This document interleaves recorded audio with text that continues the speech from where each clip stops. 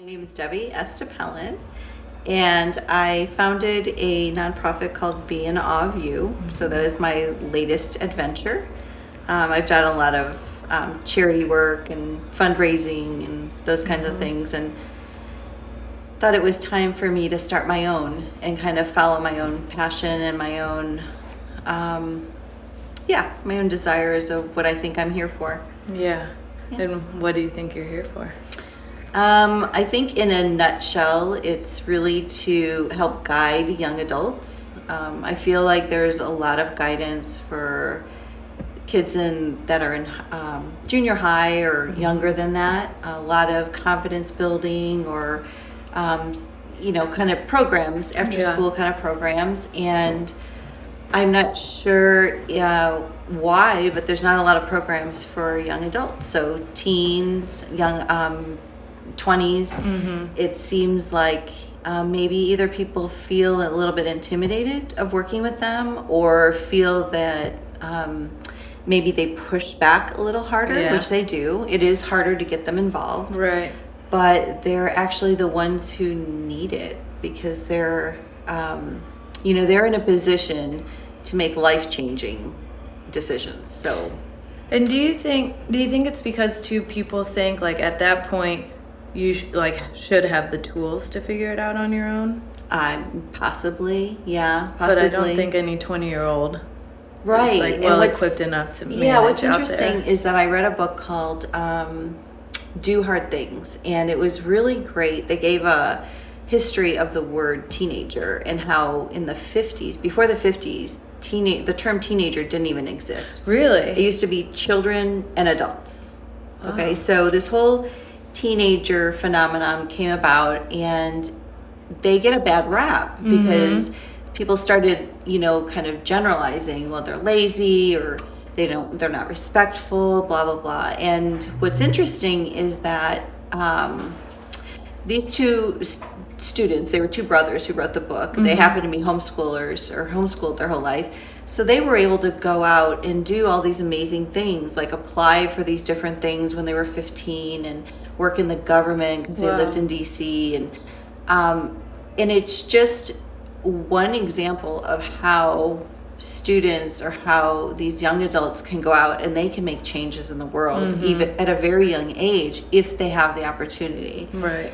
And the whole homeschooling, public school, that's a whole different, a whole big topic. But I think one of the best advantages, especially for young adults when they're homeschooled, is that they don't have that pressure of all of the homework and all of the social stresses and all of that pressure of performing and being in sports and managing all of that, and possibly even working part-time. They can really choose their own path and study specifically what they want, so that if it is a passion of theirs, they can just pursue that most specifically than taking classes that really have nothing to do with what they want to do with their future. So they get kind of a head start.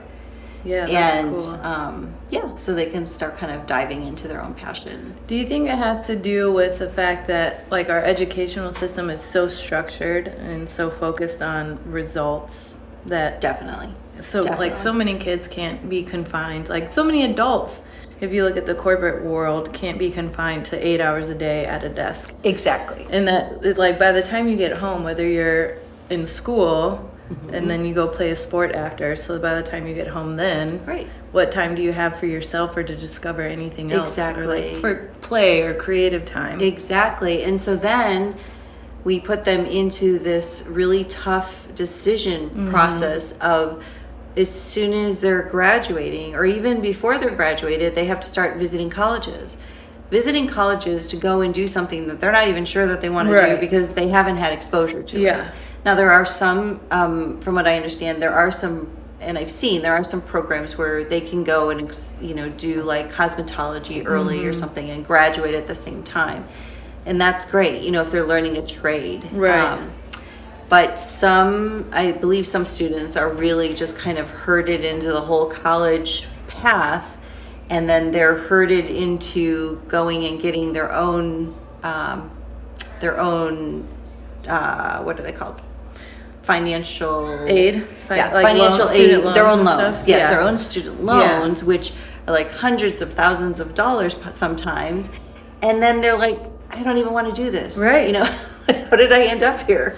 And then they're in crisis format. Right? Yeah, and then you're in survival mode. Yes, and you're like, okay, now you have a big kid job, but because your loans are so great, now you're saddled with all this debt at such a young age. And you're trying to like still figure out your life, but you're stuck with this job you didn't want because you went to school and you have these loans for something you're unsure about. Right. And if you maybe had just had some time or some guidance in some opportunities and, you know, a little bit less of the schoolwork to be able to do all of these things. I don't know about you, but there's a lot of people that I talk to that hated high school. Right? It seems to be like a common theme, and it's like, okay, the ones that did like high school might be somebody like my husband. He loved sports. Right. And he was a jock and, you know, popular and all that stuff. Yeah. Well, so he loved high school. That was a positive environment for him. Yet, did he really need to be in high school? Probably not. He never did his homework. He never studied. He just went and he got A's. Yeah, it worked for him. Exactly. Right, but imagine what he could have done if he had not been in that situation and been able to go out and, you know, do other great things. So, and that's it works for some people. It works for some. I'm a good test taker because I can memorize things, and so like I was able to pass my classes. Right. But what did I really learn? Like I was memorizing, most of the time. Or what do you remember teaching to the test? Yeah, exactly. Yeah. And the classes I remember the most are the classes where you like had a little more freedom to be more creative, or the teachers that allowed you to do that, and were not so like hell bent on following the rules or sticking to these certain criteria. But if you're a teacher, especially in high school, you have certain criteria like marks you have to hit with your kids. Definitely. For funding, government funding, all those kinds of things. And going back all the way to the beginning of why schools were started was to teach people how to work in factories. Oh, really? That was the beginning of why school started. The hours were based around like their work days, right? Exactly. Yeah, exactly. So they were at school, you know, like the farmers, you know, worked very early or, you know, until the sun went down, and then that was kind of the end of it. But for the students, they were there, they started learning just because it was like a group environment. And then when factories started coming around, then they were taught how to, you know, they wanted them to be able to fall in line, follow a process, do the same thing over and over again.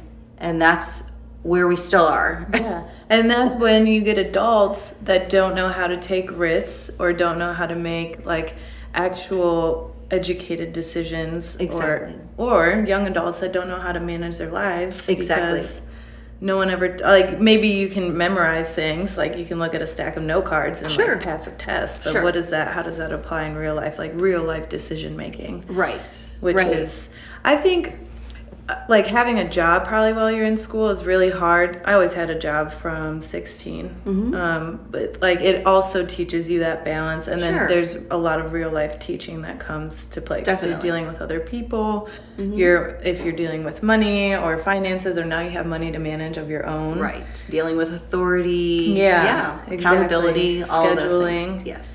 But then, and if you like work in somewhere like a restaurant where it can be chaotic and it can be, then you have to think on your feet and like you get all these other there's definite skills you could be learning while taking some college classes. So like a lot of homeschoolers, what they do is they start taking college classes when they're 16. You know, there are some programs that will take them even earlier if you know, go through a couple of loops. But the point is that they get that they're ready to be learning these topics, and they don't need to wait until that magic age of 18. Right. They can, if they're ready, if they're interested. And what's interesting is that, at least for me, college was totally different than going to school. I did not do well in school. I was not interested. But when I went to college and chose classes that I was interested in, and then there were these dynamic teachers, and they didn't have to follow these specific rules, then they were able to teach, you know, from their own personality, from their own passion. It's a lot easier to learn from those kind of teachers. Where did you go to college? I went to like junior college here, but then I moved to California, so then I finished up out there. Yeah, and I thought all this time I wanted to be a nurse. So I was taking all these classes to be a nurse, and I went to nursing school, got in there. Within the first couple of months, I'm like, oh my gosh, I can't do this. This is so sad. Like, people die. Yeah. And I think the toughest part when you, at least in California, when you start nursing school and you start actually working with patients, they have you work in the VA hospital. Or the senior homes. Right, or the, yeah, we didn't work in the senior home. But oh my goodness, that was so sad. I think a lot of people have to go that route. And what's even funnier is that I have completely gone the opposite end of being like more into Eastern medicine and holistic healing for my family. So I don't know where I got that idea. But your profession is not any more lighthearted than being a nurse. Well, no, but I mean, it's a little different. There's not as much blood. There's not older people dying. You go there one day and then the next day they're not. But yes, it's different. It is different. It is different. So it sounds like you've always had a drive then to help people. Is that what put you into nursing? Definitely a consistent. If I could do it all over again, I'd go to school to be a naturopath. Oh. To be able to, help my kids and their kids all, heal their children naturally, and my parents, and take care of my parents and all of that, because I do have older parents and I see them in the Western medicine side of things, and it's very disheartening. It is. But anyway, that's their path, and they're happy with it, and I just try and lend the knowledge that I've picked up along the way. But interestingly enough, it is a piece of the AWE program that I'm sharing with the mentees. And so the AWE program stands for, A is for accountability, W is for whole self-care, and E is for environment. So really teaching them about these three aspects, and the whole self-care is teaching them about how their bodies can heal themselves, how they can, have less medical interactions if they're eating right and if they're exercising. Right.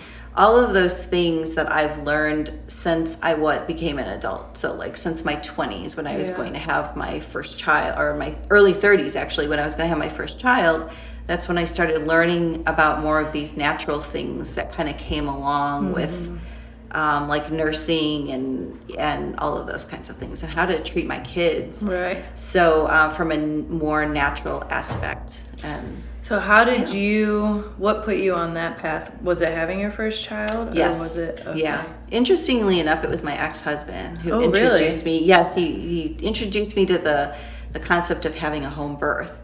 And it was a little late because I was already, close to the end of my pregnancy, but we were able to connect with the doctors that did home births at the time. And you were in California? No, this was here. Yeah, this was here. It's a place called Home First, and some really wonderful doctors, like old school doctors that like just spent all the time that you needed with them, and really believed in long-term nursing and attachment parenting and all of those wonderful things. And they were family doctors. So once we got in there, all of us were in there. So all of us were learning how to treat ourselves more naturally. And so I don't want these young adults to have to wait until then, at least, for them to have some exposure beforehand, I think could definitely benefit them, especially with all of the incidents of anxiety, depression, all of these things. There's natural things that they could be doing. There's a technique called EFT, there's using aromatherapy. All of these things are ways that young adults can learn to help better their health. Yeah, and even physical activity, which can be hard to do consistently if you're depressed, or they might not know that. There is something, they're endorphins, and go out for a run, and you'll get that runner's high, and you'll see that there's something to that. So maybe they've been introduced to it, maybe they just need to hear it from people who've actually experienced it. Maybe fortunately there are a lot of people that have healed themselves more naturally, like from cancer, instead of going the traditional route, and they're around to tell about it. So So we were saying earlier how it can be hard for people to connect with this age group. How do you find you connect? Because I feel like one reason it's hard to connect with that age group, because I have sisters that are 18 and 22, and one reason is because they see through like all the bullshit right away, and so for a lot of adults, they feel like they're not speaking the truth, or they're telling them what they think they should be told. Right. And maybe that is part of my personality. I'm very transparent, very authentic, I'm very real. Most people get where I'm coming from at any time. So I know that some of the feedback I've gotten from some young adults I've worked with is that they do sense that. They do sense that I'm real, that I'm not bullshitting, that I'm not like making stuff up to make them feel better. I'm not trying to appease them or be cool to them, because I'm not. I'm a 53-year-old woman. I'm not supposed to be cool to them. Right. I want to be seen as being wise and being not a know-it-all, but having been a person who's experienced some of the things that they're experiencing. And I'm here to tell them, you know, listen to people that care about you. Don't just brush them off, and be appreciative that somebody cares enough to talk with you and to take time to want to invest in your life, instead of just blowing them off because you think they don't know what they're talking about.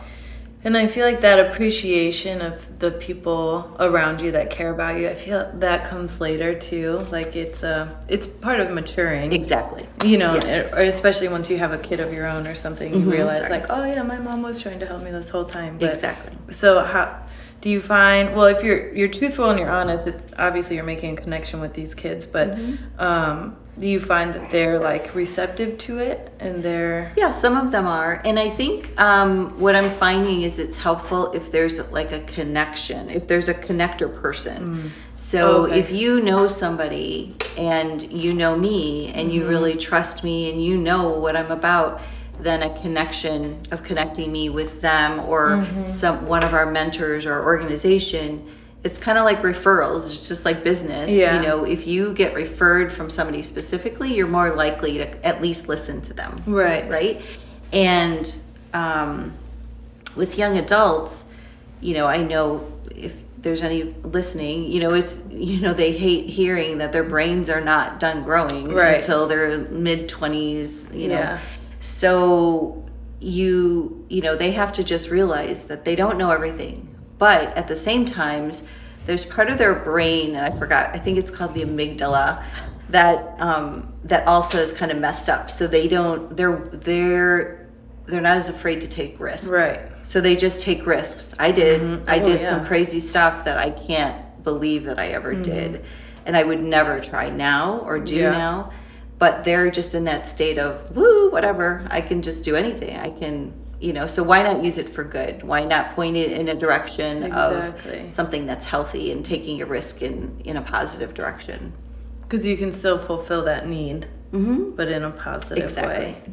Exactly. So do you want to elaborate on some of the crazy stuff you've done? You want to share any? I will just say that one thing that I am like horribly shameful of is driving after I've drunk. I'm guilty of doing that. Not just drinking, you know, one drink, you know, like driving home from downtown after having many drinks to the suburbs. And it's like, oh dear, like there's no way. You know, actually, you know, for our family, we do not drive even if we've had one drink, which we don't really drink very much anyway. Or if we drink like wine or something, it's in our home. So that's just our standard. We don't let our kids get in cars with anyone who's had even one drink, because God forbid something happened, not because they were drinking, but just because something happened. You know, we wouldn't want them to be in a position of regret or you know, of anything. So anyway, that's just kind of our standard. So and now they have Uber, like, and that's what I tell my sisters, like there's no excuse. You have Uber, so how are you even getting in the car with somebody? You just use the app. Like I didn't have that. And there were no apps.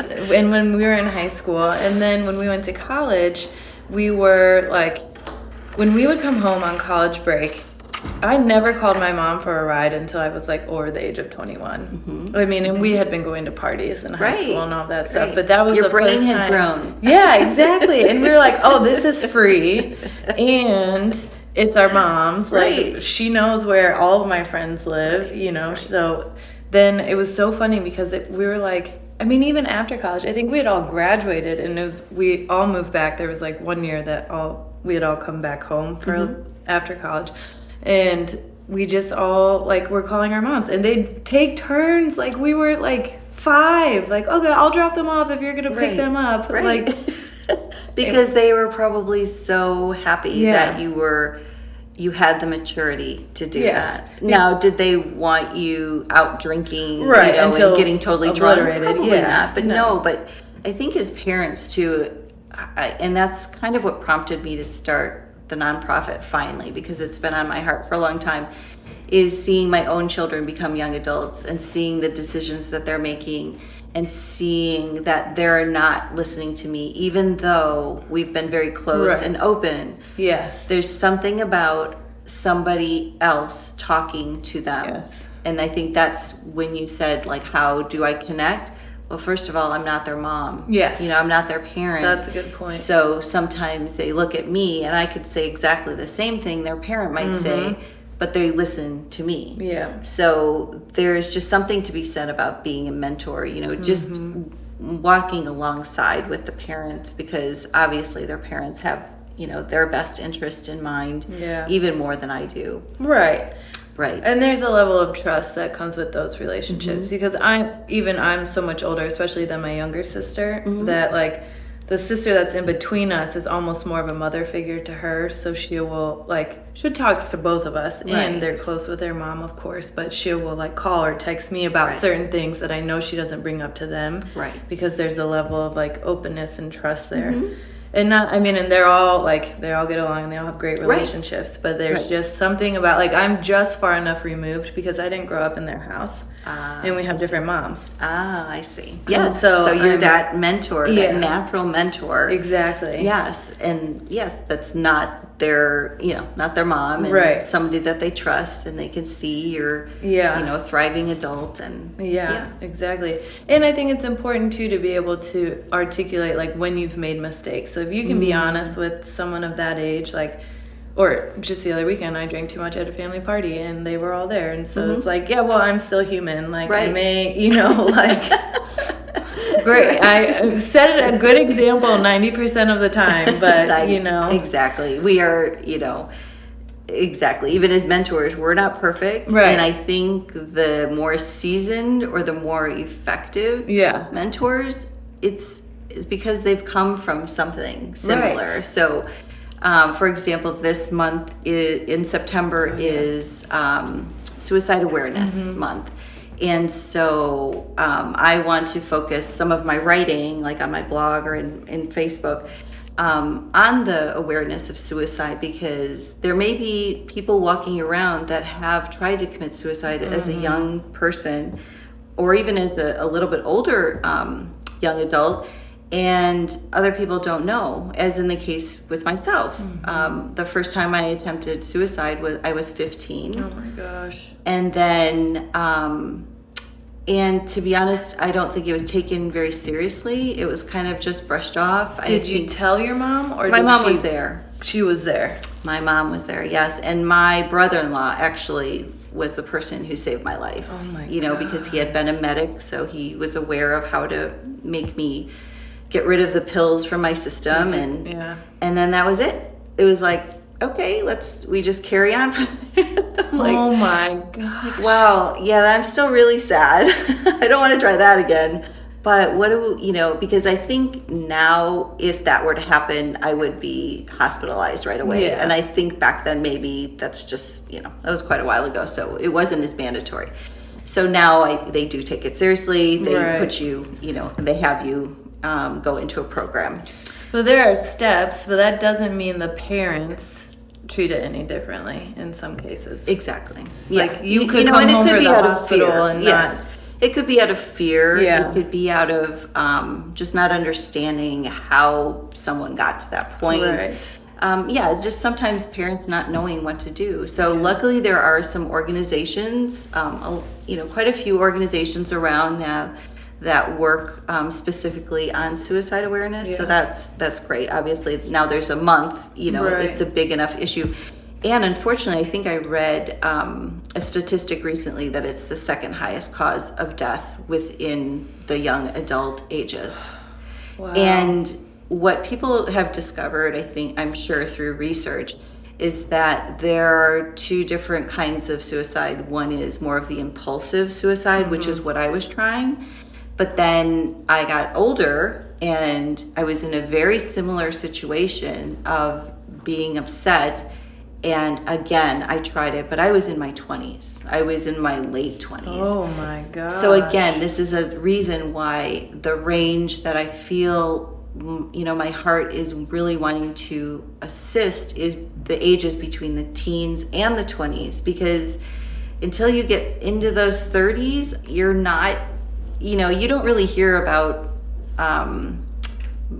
I don't know. It's just more prevalent that the young adults, that's the age that they're trying or not handling reality as well. Yeah. I wonder, but then when you think about like all the celebrities recently that have committed suicide, they're all over 30. Yes, that's true. It's true. I mean, like anyone that comes to mind. Yes. And so it's like, maybe if you can catch them when they're younger and give them the tools to deal with it. Exactly. So now a lot of people are talking more about mental health and how it not being a stigma, Like I said, there's probably not many people that knew that I tried to commit suicide twice in my life. It's not something I'm proud of. But why I'm bringing it up is to help these young adults say, you know what, I've been there. Right. And for me, what it took for me to stop was to realize that my life was not my own. I had become a Christian and I had given my life over to Christ. So it kind of like took that option out.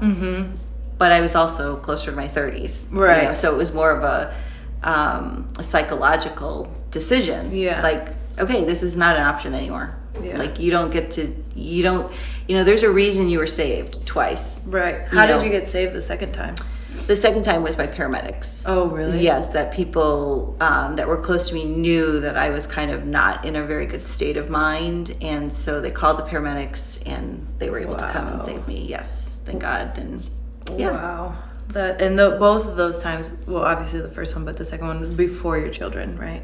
Yes. Okay. Yes, they were both before my children. And that, again, that can give a different perspective, hopefully. Right. There's no way that I could think about that. But like when you're talking about some of the mental illnesses, I don't think that there's this logical decision like, I can't think about it. Yeah. I think that there's other factors that do play into it. Looking back now, do you see any patterns between the two of those times, like leading up to it, where you like now you can recognize those things? Yes. And I think part of, for me, my path, that depression or that sadness came from unresolved issues with my dad that I needed to work through. And later in my 20s is when I was like, okay, I really need to, and I got professional help and worked through some of those issues of not feeling of value or, and which was not the case. My dad obviously loved me, I needed to just work through my own thoughts of this, that situation. And after doing that, then I was able to have more stable relationships with men, because both of those situations were based on rejection or sadness over a relationship. Oh, yeah. So, that was the pattern.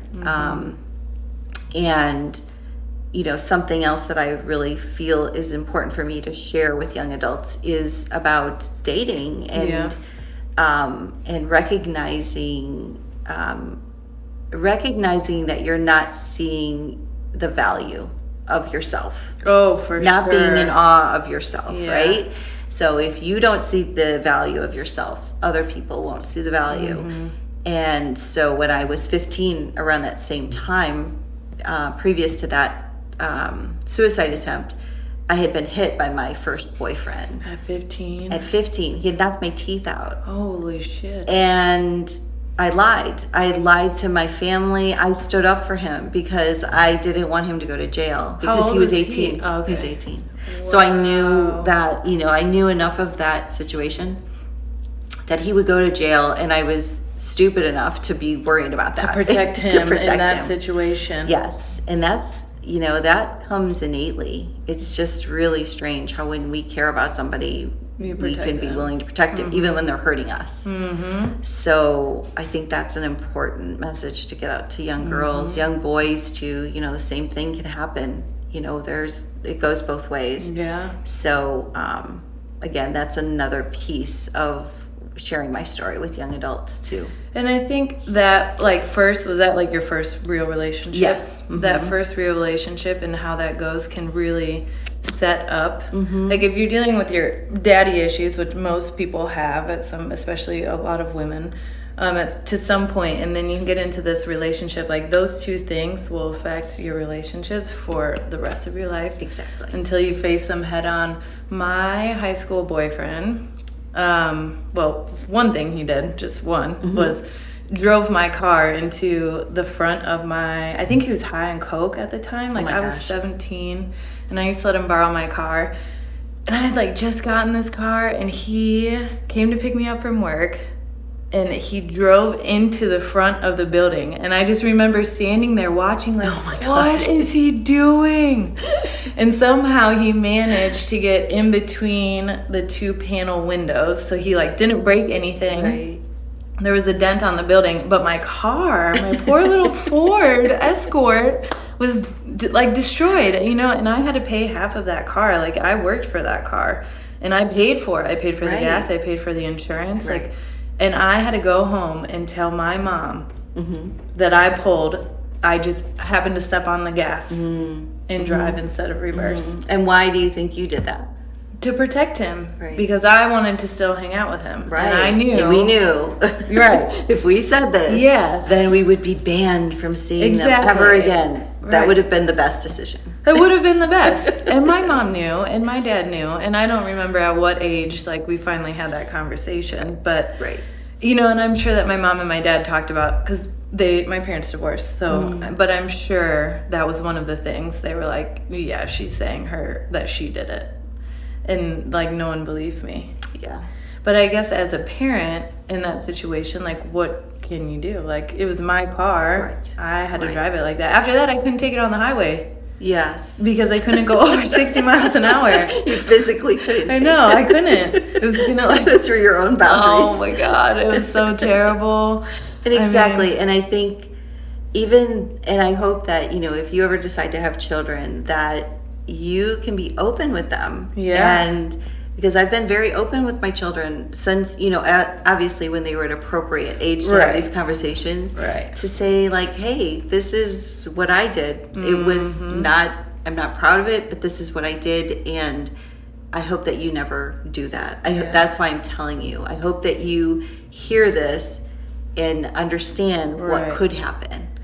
Do you ever think that they're going to say, well, you survived it, you did it, you survived it? That's when people react to their parents telling them not to do drugs or whatever. Right. Well, you did. Right. Yeah, you're right. But you could not, Yeah, I mean, in these and situations. drugs are different. Smoking weed is a little different than, Well, and they're different now. It's just like our food. Oh, yeah. Our food is different because of the environment. Yeah. So the drugs are different because of the environment. And they've gone up a notch. Right. I didn't know of anyone taking heroin when I was younger. Yeah. I knew of drugs, but I didn't know anything about heroin. And so to hear that, there are schools in Naperville that are riddled with heroin addicts or heroin dealers, it's just scary. There's no going back from that. The fact that you could be addicted from one incident of heroin is just horribly terrifying. That's just it's always been the scariest drug to me because it just destroys everybody's life. Yeah. I was telling you about the earlier guest I had on the podcast, and the one you can't really listen to because it's hard to hear, but anyway. But it's there. It's there if you can struggle through it. But her dad was addicted, and then her pregnant sister too, and then just the toll it took on her life and their life. Like, they had to completely start over. I mean, thank God everybody's okay in that situation. Right. The baby is not addicted. And, I believe God uses everything for good, and he can bring good from every situation. So all I'm trying to do is go along with him and see if, the things that he saved me from, myself, he saved me for a reason. I'm here for a reason. Yeah. And if I can do anything to help keep chaos down, to keep a young adult alive, to keep, to give a young adult hope, in something bigger and not just in this moment of time. Yeah. The bigger perspective, that's definitely a gift of mine, of really trying to show people the perspective, the big picture, so that they can focus on that instead of this little minuscule situation that's going on. Yeah, and I think when you're so young, especially if it has to do with a relationship, like that can consume your whole world, and so it is hard to think about the big picture. So how did you come to, I know, like, through your faith, you've discovered you had, so you survived 2 suicide attempts, and then through your faith, but how did you get to that point with your faith that you were realize you had a bigger purpose? Well, I think it was it was definitely a long process. Okay. It started with my mom. I was raised Catholic, and she had me baptized, and she had a strong faith. So I obviously learned that from my family background. But when I was 19, I moved out to California for about 6 years. And while I was out there, I really felt an urge to be connected to some kind of faith or church. And so I would, it's kind of funny. I had this weird obsession with Hare Krishnas, ever since I was young. I think I just liked the repetitiveness of their music or something. I don't know what it was, but I didn't think they would let me in for some reason. I didn't see any Mexican Hare Krishnas. I don't know if no That's idea hilarious. if it's a race thing or what. But anyway, so I didn't identify that. I didn't think they would let me in. That wasn't for you.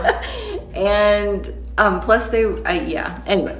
So I just started exploring myself around, my early 20s, and started just visiting churches and non-denominational churches. Yeah. I didn't feel drawn to staying in the Catholic background. And that's interesting.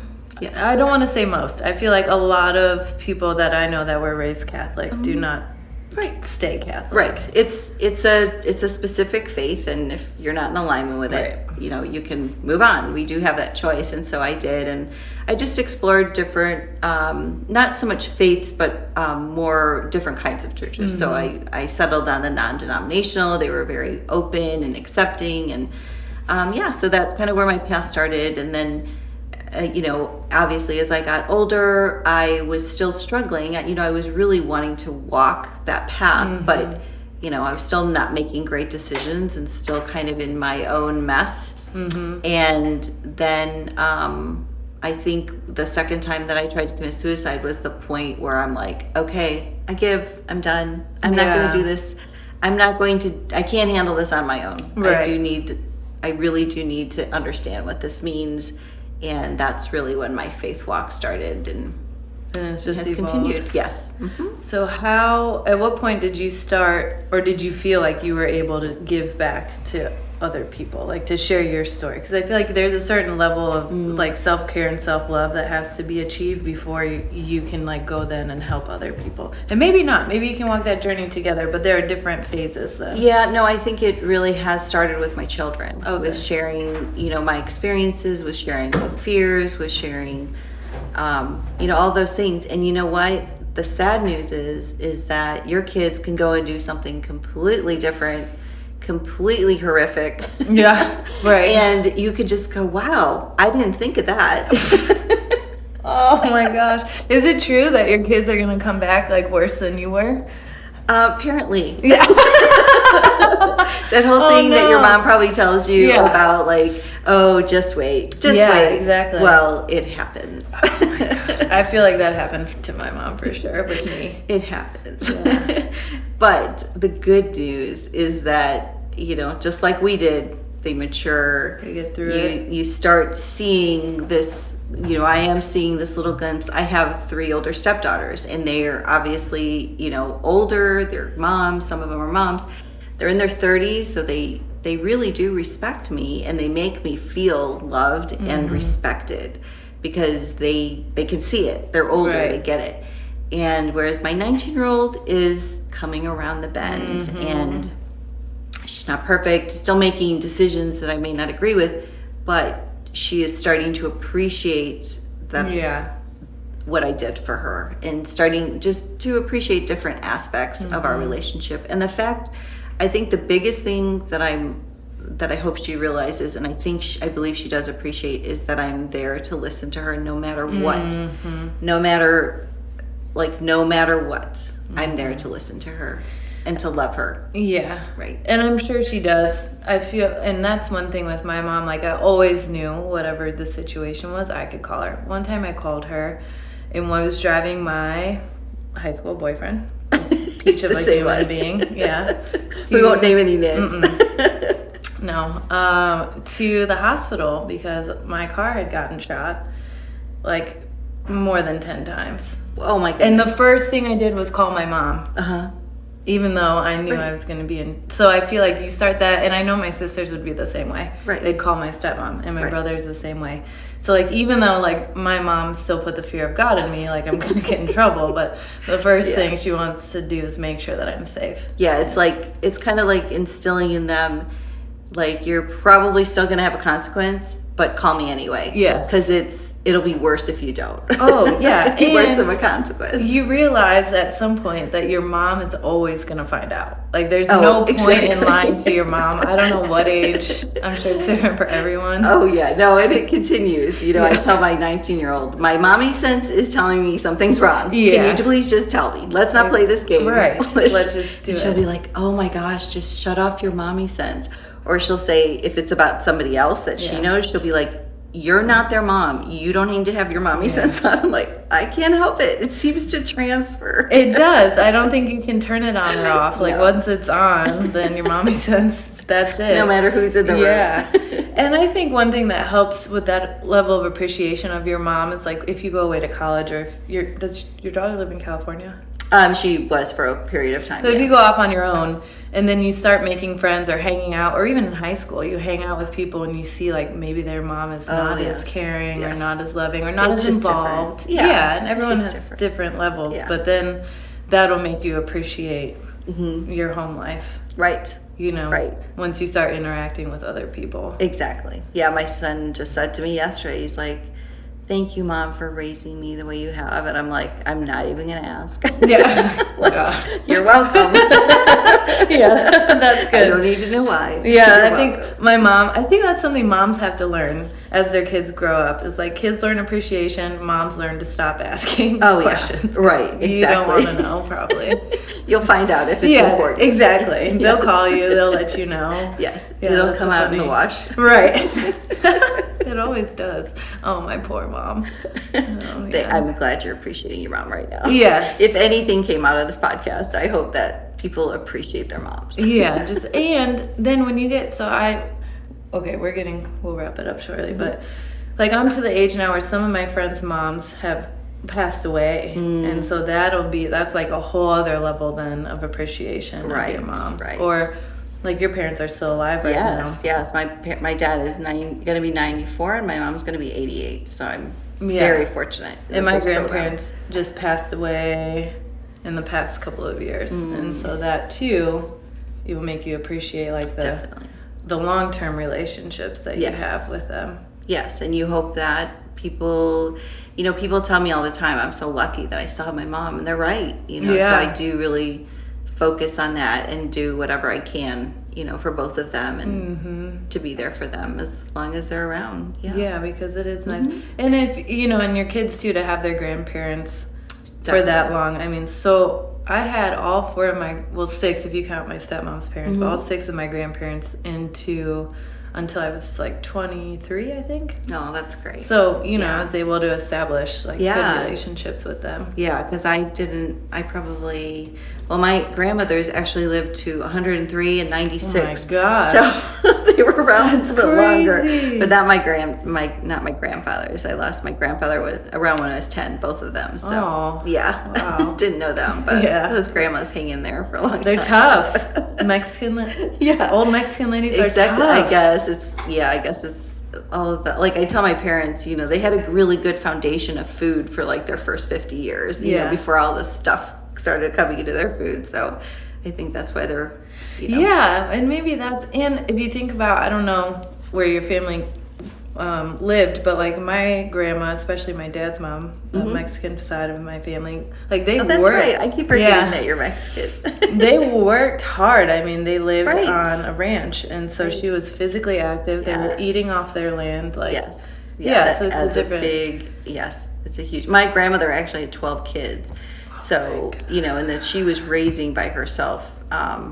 For a good number of years. And she didn't get remarried until they were older. Wow. So, because her husband had died. So, I'm sure that put a lot of grit into her. And grit. Yeah, that's the perfect. And because my stepmom's mom had 12 kids. And they grew up in the middle of nowhere in Mexico too. La Loma is super small. And then my dad's mom had, I think, 8. And then my mom's mom had 7. Right. And she didn't work full time until my mom's the youngest, until my mom was in kindergarten. So she was a stay-at-home mom for the majority of the time. Yeah, that's awesome. It's great to have a large family. Just to think that my one little grandmother has over at least 600 descendants in our family tree on that side. From one little lady, it's crazy. that I could barely speak to because she only spoke Spanish. But it's just crazy. Yeah. Yeah, and that's how, when we think about our family too, a lot of my aunts and uncles on my dad's side, a lot of them have like 10 children. Right. Yeah. Some of my aunts had 15, 12 kids. Crazy. Right. They told my mom she was lazy because she only had 3. Oh my gosh. But you see all the work it takes. All the mouths you have to feed. Well, and I think the difference is too, it's kind of interesting, is that my mom was one of the few that got away from the city, because they were always kind of born in the city and raised there. And what city was that? Chicago. Oh, okay. Yeah, but my dad, moved us out to the suburbs to Clarendon Hills, and not many Mexicans there. So I think maybe she didn't have that same pressure or something. I'm not sure. Maybe. I don't know. Did she work full time? She worked when I got older and I was in school, and she worked at the coolest place called Dispensa's Kitty Castle of Toys. Whoa. Yeah, it was so cool. It was actually like a store that was in the shape of a castle. I worked there too later on when I was older because it was just so cool. That's amazing. Yeah, so we got like the best toys, and, at least I did, because my sister and brother were a lot older than I was. So. Yeah. Wow, fun. I benefited from that. That's great. Well, I feel like... So I think we've gotten totally off topic now. Yeah. No, there really is no topic. No topic. Like, we went everywhere. It was great. I forgot that when we met, we were going to talk about... I think we were going to talk about being Mexican. I know. We have to do another podcast later about being Mexican, but not really being Mexican. Right, and not speaking Spanish. Right, not speaking Spanish, and how I'm the Mexican who really does not like Mexican food, and everyone around me wants to eat Mexican food. Oh, but I love Mexican food. But I'm the white girl at all the Mexican parties. Oh, well, there you go. Yeah, and then, That could be another one. Yeah, exactly. The next one. Awesome. Well, that was great. Thank you. Thank you. So fun.